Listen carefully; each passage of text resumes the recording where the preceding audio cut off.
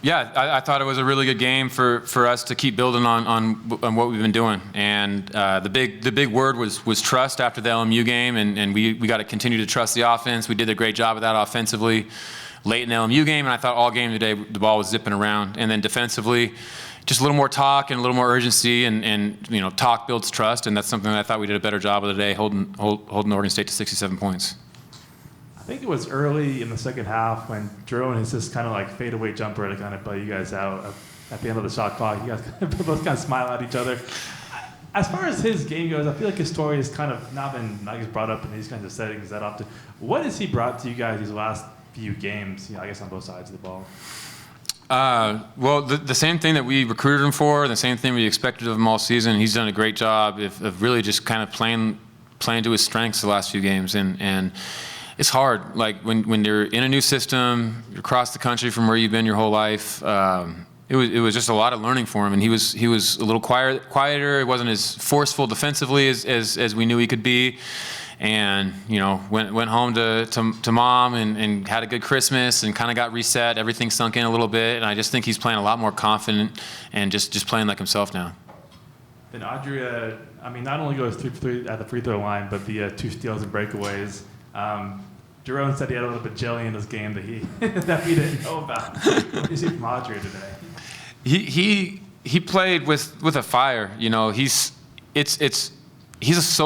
such a good player, and we've seen it as practice. His teammates know it, and he unfortunately hasn't been playing up to his expectations. And so I think he just had a good moment where he was just going to go play with force. He's going to find ways to bring energy to the game. He's our leading rebounder tonight, which is awesome. Just shows his versatility.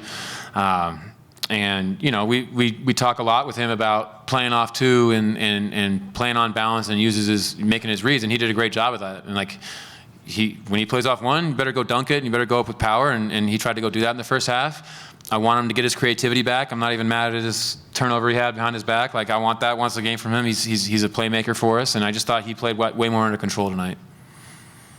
Coach, your starts have been slow for the most part this year. What was the key to getting the good start you had tonight? Well, I think just making simple plays. That's probably the biggest thing for me is our guys know that there's 2 or 3 options on every read that they've got. There's usually 2 or 3 right answers, and we've been trying to make a few too many of the complicated ones. And I think early on in the game, you want to build rhythm, you want to build confidence, and I think our guys did a great job of that. And it showed with the ball zipping around. We had some amazing passing to start the game off. How key was your defense as well? Because generally your offense starts with the defensive end of the floor, and I thought you really did a nice job moving your feet in that first half.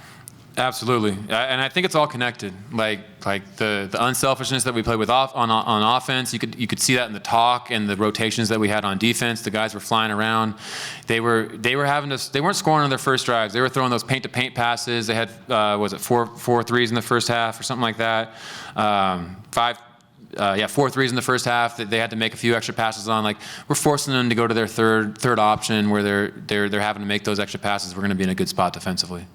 They kind of started getting back into it midway through the second half. What was your key of fending them off, because they really were making a good run at you? It's a really hard thing to do, to have consistency through 40 minutes, especially when you're facing a good team like Oregon State with a veteran coach like Coach Tinkle. They're going to throw different looks at you. They gave us a few different zone looks. They pressed us.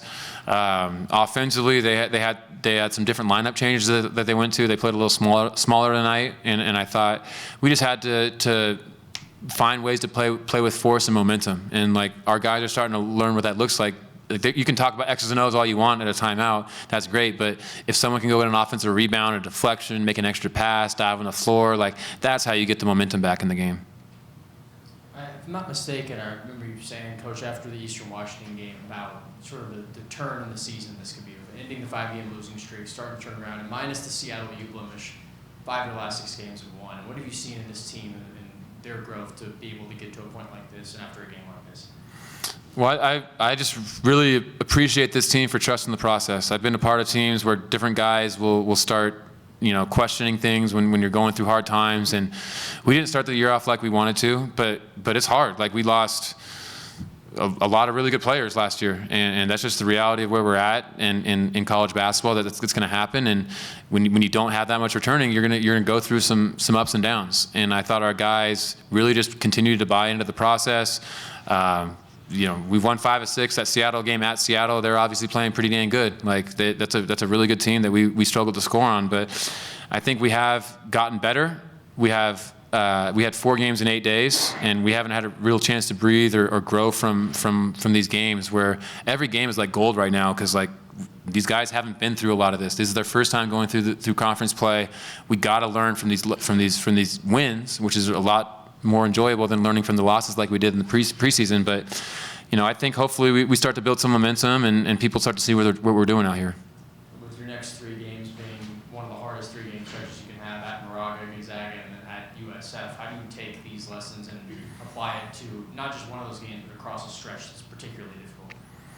Well, we prepared ourselves with a non-conference slate that I think hopefully we're not shocked by the athleticism or physicality of who we're going to go face the next few games. Those are 3 really talented teams, and it's all about us. Like there's adjustments we got to make depending on who we're playing, but with this team and where we're at and all the new faces that we got to really just grow and get better at what we do. Coach, were you most impressed with the amount of scoring from every single player on the roster? I mean, I think Parker's the only one that had less than 5 points, but I mean the versatility to get it to each and every player, like you said, the passing was great. What was the most surprising or the best part for you in this one? You can kind of see it the last few games for us. It's been that way the last 4 or 5 games where we've had 4 or 5 guys in double figures, bunch of guys with 5 to 15 points, and when I look back, it's since I've been running the offense at Eastern or been at Washington State, that's been a staple of our teams, having really balanced efforts, having guys that can shoot, pass, and dribble on the floor. And you're starting to see, like, I loved how we started the game off with ND bringing the ball up the floor, kind of being a point forward and showing what he can do. And I think that's us just starting to get more comfortable in all facets of the game. There was a play early in the second half. I wrote it down. They were in a zone, and Ace kind of flashed it to the middle and gets a bounce pass to an ND who would have scored if he didn't get held. What does that say about Ace's kind of development and kind of where he's at right now? He's starting to, like, I'm sure everyone in the gym can see it. Like, when he's playing and he's thinking the game and he's aggressive, like, there's sometimes where he's a little bit passive because he's trying to make the right play. There's few times where he's a little too aggressive because he's just such a great scorer, and that's going to happen. And, like, when he's playing right in between those 2 lines, that's when he's elite. And, like, that was a really great play where, we got a switch. We got India mismatch. We didn't just force it in on the first side when the other team knows it's coming. We played off of it. We got the ball to the middle of the paint, and, they fouled. But, like, that's a clear example of what we want to do, and it's no play calls. It's us just playing off concepts when we got a mismatch inside. Tomas still out. What's his status? He'll be out at least 4 weeks. He's got a stretch fracture in his foot, and hopefully a quick recovery and get him back here soon. What's the plan for kind of filling in his minutes as the next few games? Well, I think that's been the strength of our team, and unfortunately, that we didn't really get to use that much in the preseason because it felt like every game there was 3 or 4 guys that took their turns, kind of having their growing pain days. We'll put it that way. But we have a team that that was really, before Case got hurt, 11 deep, and there was no day in practice where there was like a clear 5 guys that were the best guys on the floor, and so it's going to be by committee. And unfortunately, Thomas and ND, Ree, you could say, because but he was hurt most of last season. Like, Thomas and ND are the 2 guys that have the most experience in our team playing for me, and he's going to need to use his voice, which he doesn't talk much. Maybe he'll figure out how to be a little louder and more vocal, but we're going to need his voice out there, and everyone's going to have to step up. And I think the last 2 games are good examples of that. Like, Jerome has done a great job having a little more ball handling now, starting to knock down shots, and Simon has stepped up. I thought he's played 2 really good games in a row, and we just got to get everyone firing and playing together at their best. All right. Thanks, Coach. Congrats on the win. Go Cougs. Jerome, I got to ask about one moment in particular. You guys have had kind of a rough offensive trip, you used this like fadeaway jumper to kind of bail you guys out, and you kind of smile at Coach Riley and kind of give him a little point. He points back. Yeah. What were you like trying to say, or like, what was that moment like for you guys? Honestly, I don't know. I thought I made a good shot on the dude. I created space, and I just looked at him. I just thought it was a good moment in the game to give him some energy, and he just gave it to me back. So I just thank the Lord for letting me make that shot for real. So. Now, Adria, I want to ask about, I mean, 4 of your points came on, pretty similar plays where you got a steal and kind of run out in transition. The one where you kind of like go up and bring it back down and then put it back up, is that something you practice, or like how did that all come together? I just read the defense. Like, he was jumping in the air, I was in the air. I say, okay, I'm going to finish like that. But it was like some natural. I don't usually practice like these kind of layups. He do got a little jelly in his game. He's just trying to be humble, but he do got a little finesse in there. So yeah.